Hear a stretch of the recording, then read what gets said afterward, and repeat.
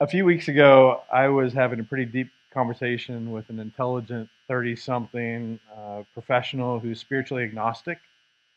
He is a young man who believes that there's something out there more to this life than this life, probably God, but not sure what. We were talking about faith and God and Jesus and church and the Bible and all that, and it wasn't combative. In fact, I was actually inspired by his genuine curiosity. And one of the core questions that he had was, how can we trust the information that we have? And specifically, as we've talked about the Bible, and specifically Matthew, Mark, Luke, and John. These are the first four documents of the New Testament because they are the earliest and really our only window in the life, the teachings, and the claims and the commands of Jesus. Like, how do we know if the Gospels are reliable accounts of actual events? And this is a very important and reasonable question. And I was just so glad that he asked it. And one of the things that I shared with him is something that I've talked about here before about one of the criteria used to determine if an ancient document is reliable. The term is called the criterion of embarrassment. And the logic goes something like this. A historical account is deemed more likely to be true if the author would have no reason to invent a detail or an account that might be embarrassing to the author or the character that an author is attempting to cast in a positive light. In other words, we understand this. It's human nature to want to make ourselves look good, and sometimes better than we really are, especially if you're trying to make up a compelling story or a narrative in which you're a central figure, right? And you would think, especially if you're trying to make up a religion. And yet, throughout Matthew, Mark, Luke, and John, the four accounts of Jesus' life, what we see documented repeatedly by the main characters themselves are embarrassing moments and interactions that relate to these heroes of the faith. In other words, they don't write themselves as brave, highly intelligent, faith filled heroes. Rather, they document themselves. They document the fact that they said dumb things, they did dumb things, and how at the end, 12 of Jesus' closest followers, one of them betrays him, the other 11 abandon him in his moment of incredible need, and no one was standing outside the tomb with doing a countdown on Easter morning. I mean, Peter, the leader, he gets intimidated by a middle school age girl and denies that he even knows Jesus three times just between his arrest and his being tried. Which, thinking of all this, it kind of calls into question Jesus' judgment when it comes to those he was selecting. Embarrassing to the story is the fact, because of the context and the culture, the fact that women are documented as being more heroic than the men, and the fact that women are documented as the one who showed up, that they were the one supporting Jesus and his crew financially. It's documented for us that they stood by Jesus even when he was crucified, all the way to the very end. That they were the first to the tomb. That women were the first to see Jesus alive after the resurrection, in a culture where women were not considered a credible witness in a trial or in court. So, if in this context, you would never document women as witnesses to something as important as a resurrection, especially if you're trying to convince everyone that this really happened, unless this is exactly what happened. So all these embarrassing things, they actually add to the reliability of these documents. And it's just one of many reasons that the Gospels, Matthew, Mark, Luke, and John, are reliable accounts of actual events. And to the point of today, in this series, is that one of the eyewitnesses, a gospel writer, gospel just simply meaning good news, one gospel writer in particular goes unnecessarily out of his way to highlight embarrassing people and embarrassing events associated with the life of Jesus, the gospel writer Matthew. And last week, along with other churches, we began this Christmas series entitled Sinners Like Me. And we discovered a little bit about Matthew. Matthew was wealthy, he was detailed, he had scribes who were note takers, he was organized, he was an information person. So after the resurrection, it becomes clear that Jesus might not be coming back as soon as they expected, because it was Jesus, not Arnold, who was the first to say, "I'll be back." And they took that to mean that he might mean, well, he'll be back next week or next month or maybe next year. But some years start to go by and they realize we don't know when he's coming back. So I've got to get this document. I've got to document as much as I can about my experience with Jesus, what I heard, what I saw. And he doesn't begin his account with, oh, little town of Bethlehem. He backs way up and he begins his account of the life of Jesus with a genealogy that covers about 2,000 years. And he begins to connect the dots between Jesus to Abraham so that the Jewish people would know that ultimately he is a relative of a son of Abraham, that he was an Israelite. He connects him to David to substantiate the fact that he is from royal lineage so that he could actually claim the title of a Jewish king. And he could have easily and naturally stuck with the fathers. That this father begat a son, who begat a son, who begat a son. But he goes out of his way, as we saw last week, to highlight embarrassing, literally, unnecessary names and unnecessary circumstances that just seem to undermine the case that he's trying to make, as he points out some of this history. That Jesus is God's Messiah, his final king. This was what Matthew was trying to convince people of. That Matthew actually highlights the worst of the worst to introduce the best of the best. And this may be the most important thing that I say for some of you today. That Matthew saw no need to distance Jesus from the flawed, broken, imperfect relatives, from sinners like you and like me. And this is so important for some of you to hear today. And that is that the men and women with an embarrassing past are not an embarrassment to Jesus. Maybe in your life you feel embarrassed or you feel like an embarrassment because of your past, or because today there's some part or some parts of your life that honestly, they're just messy. You've got a struggle. You don't really want people to know about it, or you can't hide it, but you don't want to talk about it because it makes you embarrassed.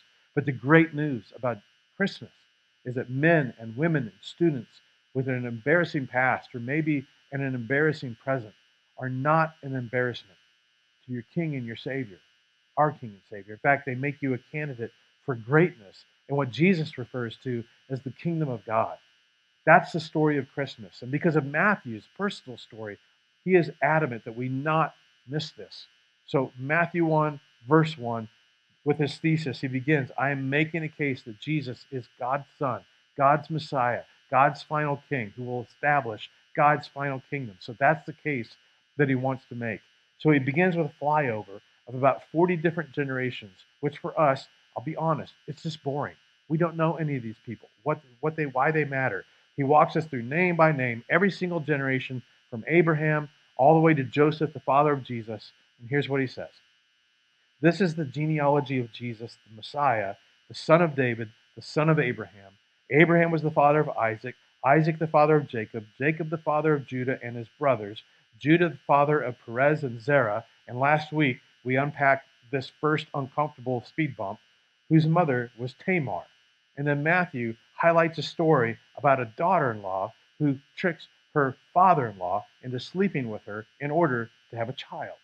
It's like, what? Yeah, like, listen, read the Court of Thorns and Roses. No, there's enough scandal in the Bible, okay?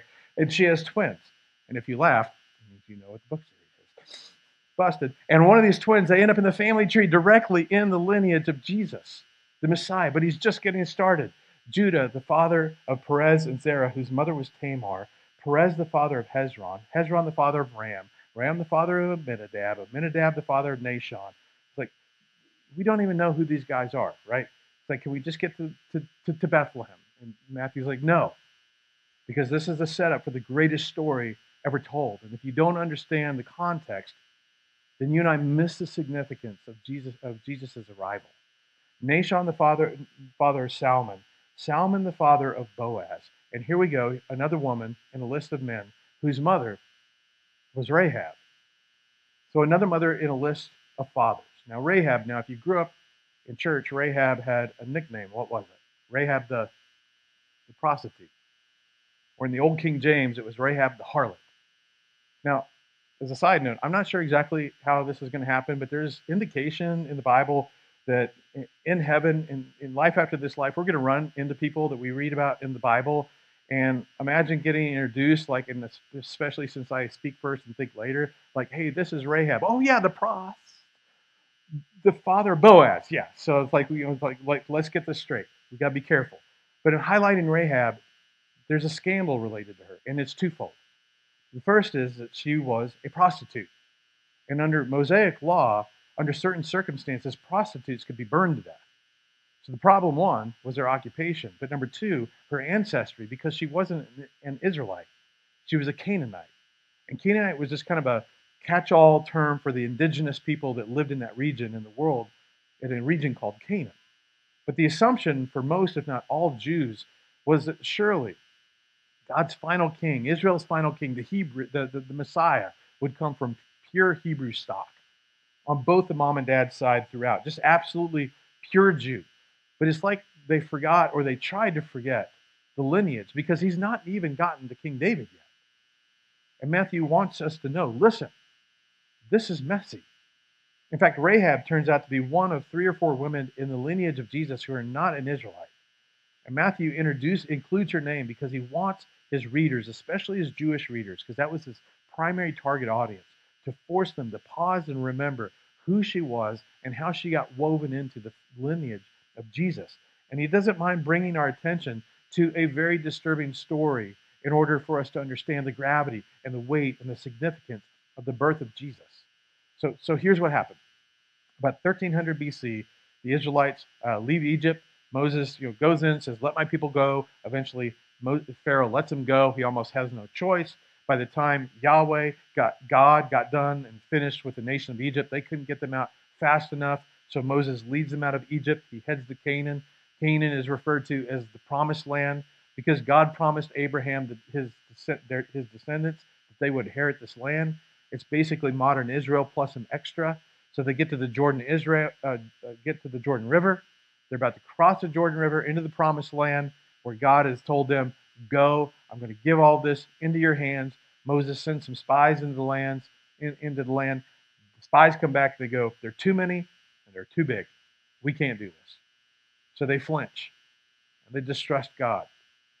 And as a result, Moses and the nation of Israel end up wandering around in the wilderness for 40 years until that generation of adults die as a consequence of not having enough faith to trust God to do what he said, to go into the promised land. So Moses then, 40 years later, Moses hands off the baton to Joshua. Joshua brings the nation back to the Jordan River. Again, it's been 40 years now. He says to the nation, in 3 days, this time we are going. We're going into Canaan. But first, he sends in 2 spies with these instructions. Go. Look around, scout it out, see what we're up against, especially Jericho, which was a city. It was going to be the first city they were going to be facing, and it's a walled city. So the 2 spies went, they entered Jericho, and they entered the house of a prostitute named Rahab, and they stay there. Now the question is why? Why did they choose her home? And the text actually gives us a clue as to why, and it wasn't because of her occupation. It was because of the location of her residence. It was home. It was on the wall, it was an upper level, and it included a window. And they knew they might need to make a quick escape, which it turns out they did.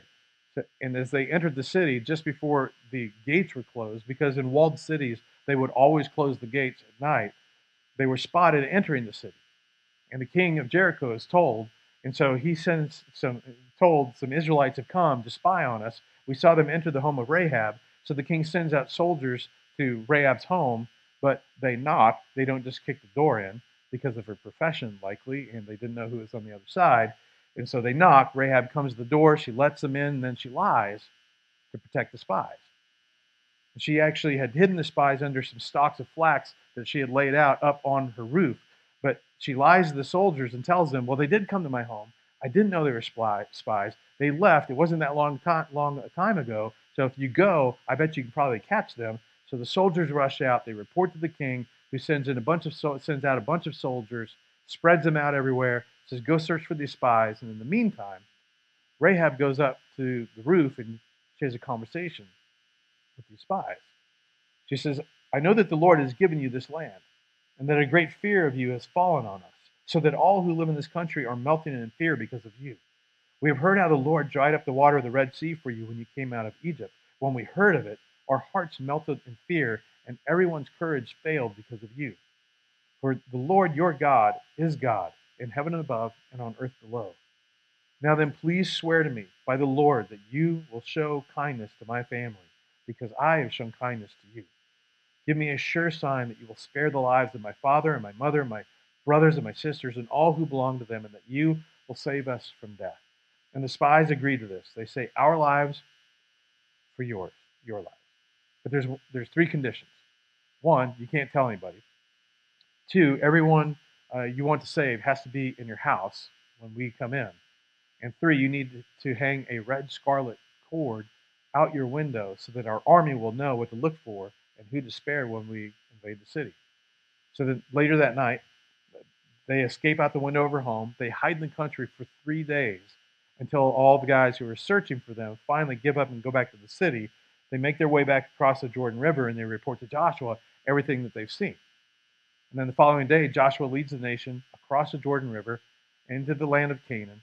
And then they engage in a very strange and unusual battle plan. Joshua says, here's what we're going to do. We're going to send out the priest and a contingent of soldiers with the Ark of the Covenant. Now, this is not Noah's Ark, okay, very different ark. Okay, the Ark of the Covenant was this big, elaborate wooden box. Among other things, it contained the tablets that Moses brought down from Mount Sinai. Joshua says, we're going to take that. We're going to walk around the city one time silently, not a word. But the trumpets are going to play while you walk. I'm not going to do this. We're going to do this for 6 days. Now, Jericho has been excavated. Some archaeologists say it's the oldest walled city that's ever been found. Most built walls of cities were built of mud during that time. Jericho was actually built of stone, the walls. It covers about 8 acres. The walls were about 40 feet high. So this was not a casual endeavor. So they were to walk around the walls one time per day for 6 days. And you may have remembered this if you grew up in church, that on the seventh day, the whole army would march around completely quiet 7 times. And then on the seventh time, they were supposed to shout. Now, we don't know if Joshua knew exactly what was going to happen. We're not given those details. But I can only imagine what his men thought when they were told this plan. It's like, what? Like, we're just going to walk. We're going to walk around these walls and then just yell. But they did. It's exactly what they did. And this was very important because by asking them to do something on the surface that sounded absolutely ridiculous, what God ultimately wanted to make abundantly clear, both to his people and to all those people who would hear afterwards, that this was all that was about to happen was based on God's strength, God's ability, not theirs. At the end of the 7th round, they shout, and the text tells us that the walls collapsed, which meant that the entire city was completely indefensible, and the Hebrew army could just invade from all sides, which they did. And Joshua kept his promise made to Rahab, and the text says that Joshua spared Rahab the prostitute with her family and all who belonged to her because she hid the men Joshua had sent as spies to Jericho. And then I just find this part amazing. And she lives among the Israelites to this day. Now, a long-standing Hebrew tradition says that Salmon, who married Rahab, who was the father of Boaz, was one of the 2 spies that was hidden by Rahab.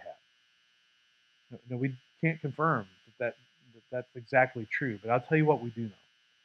That unbeknownst to Rahab, she would become the great, great, great, great, great, great.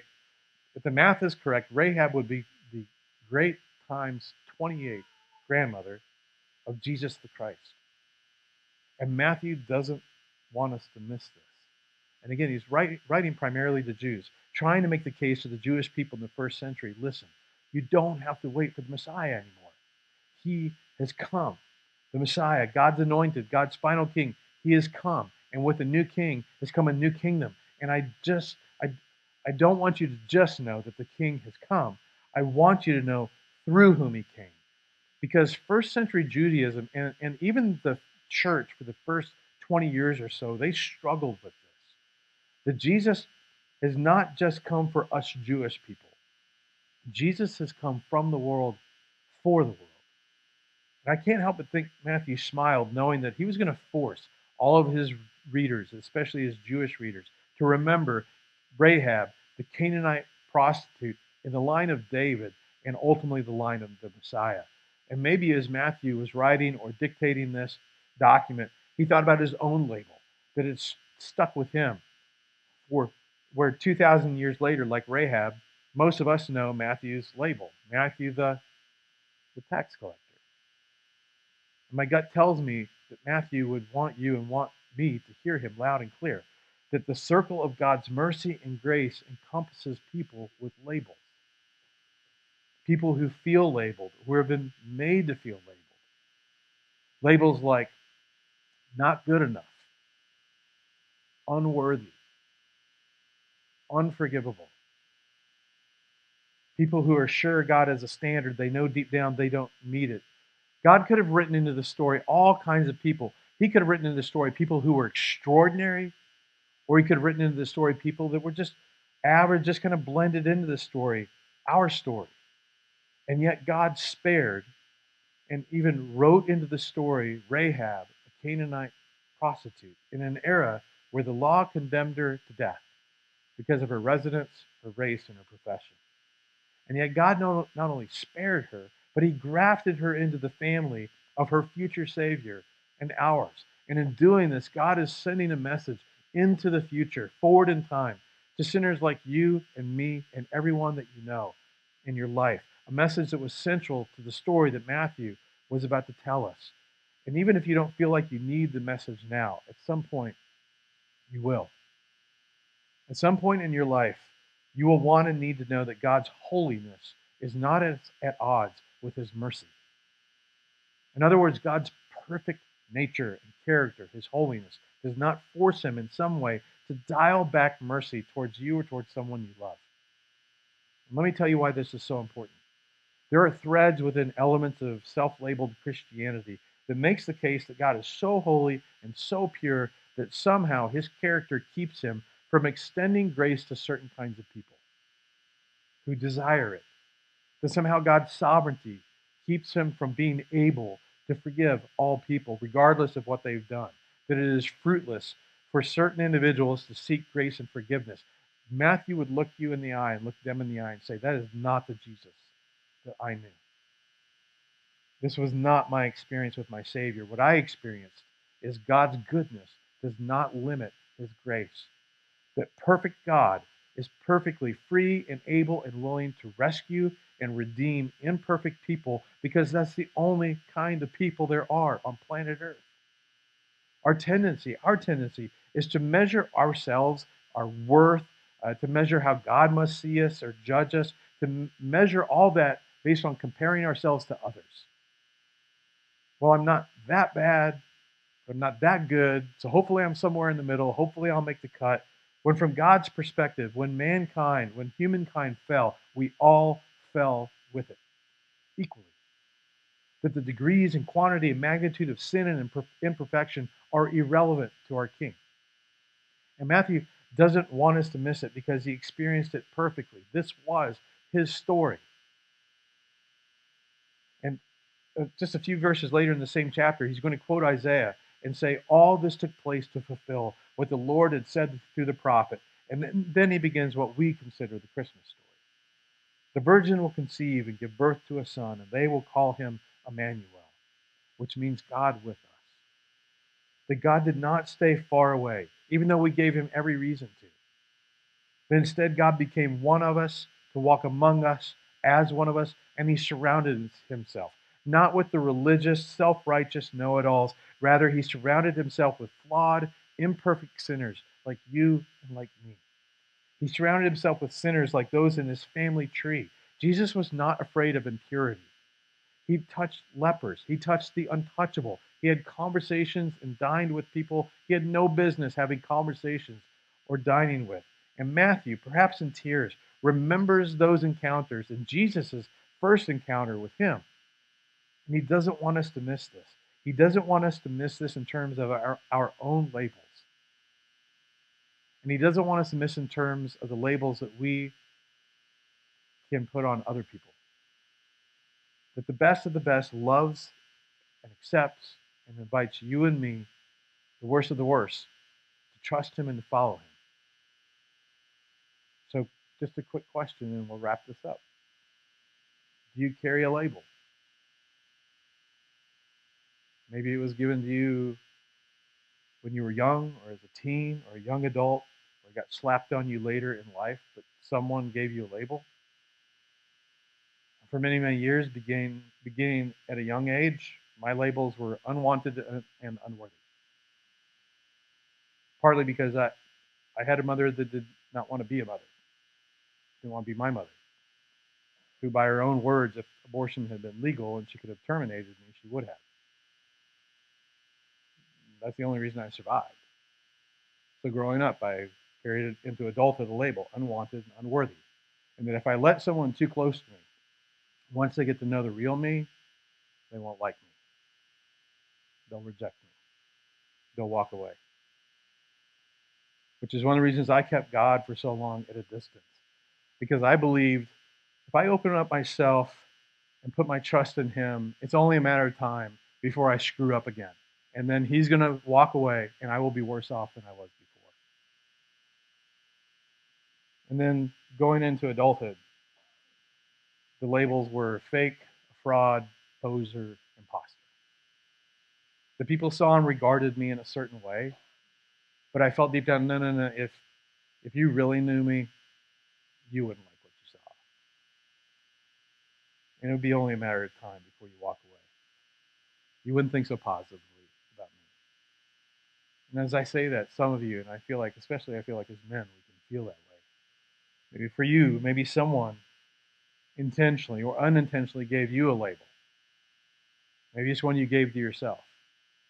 However you came about it, deep down you carry a label. Maybe you try to hide it.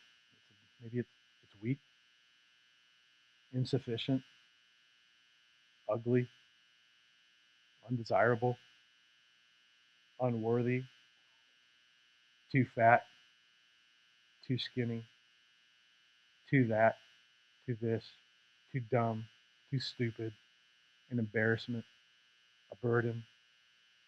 Why can't you be more like your brother? Be more like your sister?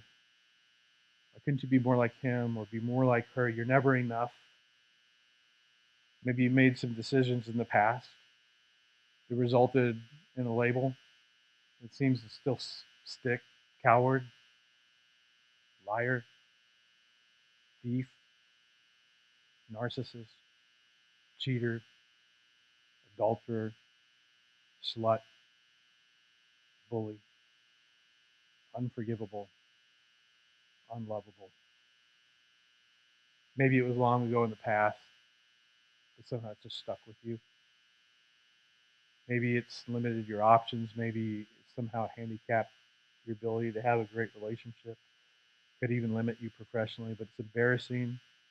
And when you think about it, you realize it's shaped how you see and feel about yourself because you see yourself through that label or a set of labels. But when the angels announced the birth of Jesus, and said it was good news, great joy for all people, they meant all people, people with labels. Because we are in the company of Tamar the sex worker, Abraham the liar, David the adulterer, betrayer, and murderer, Judah the hypocrite, Matthew the tax collector, the adulterous woman, Peter the denier, the apostle Paul, who persecuted and had Christians put to death. Mothers lost their children because of me, he would say. He called himself the chief of all sinners. You got a label? At one point or another, we have all been given or given ourselves labels. They're negative. And Matthew has gone out of his way to make us understand that in spite of all the labels given to us by others or that we have given ourselves, we have been given, God removes those labels. When we put our faith and trust in Jesus Christ, God removes those labels. Our Heavenly Father sees past those labels. He gives us new ones: forgiven, redeemed, beloved, worthy, wanted, priceless, desired, desirable, chosen, adopted, son, daughter of the one whom Jesus described as the heavenly perfection of everything a father should be. That we are sons and daughters, and we are all welcome to the table all day, every day, even and maybe especially on the days we don't feel like we deserve it. because the angel was not kidding or exaggerating. The birth of Jesus was good news of great joy for all people. Listen, and then I'm done. It's such good news that when you first hear it, and for the longest time, it sounds too good to be true. Matthew's like, that's exactly what I thought. But I followed my rabbi. And over time, I concluded in the end that he was, in fact, God's Son, God's final King, my Lord, and my Savior. The Savior offered to the whole world. I recognized that my label, the labels people had given me, the labels I'd given myself were irrelevant and replaced because I was welcomed into the kingdom of family of God. And that through Jesus Christ, our labels go from, and some of you might need to take a picture, a screenshot of this, that God replaces our labels with, replaces unlovable with beloved, worthless to child of God, rejected to chosen, from guilty to forgiven, condemned to justified, broken to new creation, enslaved to free, orphan to heir, insignificant to ambassador, defeated to more than conqueror. Matthew would say, I was in fact a brother to my king. But Matthew's not done. In fact, he saves the most scandalous story to last. And we'll pick it up there next week as we conclude Sinners Like Me. Let me pray for us as the band comes up. Father, I pray for all of us. We live in a culture, we just live in a world that starting when we're young, we get labels slapped on us. We begin to see ourselves through a certain lens. And the biggest thing that we need from you is to be able to see ourselves the way you do. Most of us just in this life, we love people that they have a hard time accepting that or accepting our compliments. And we feel like if you could only see yourself the way we see you. And yet we're in the same situation when it comes to you, Father. So, Father, I pray for all of us as we go into this Christmas season, that no matter what's going on in our life and no matter the reasons why we carry some of these negative labels within ourselves that we do, that, Father, again, that you would truly help us to see ourselves as you do, and that we would allow you to begin to remove and peel away those labels that maybe we've carried for a long, long time, and to let you relabel us and rename us as beloved, loved, and chosen, forgiven. In the name of Jesus that I pray. Amen.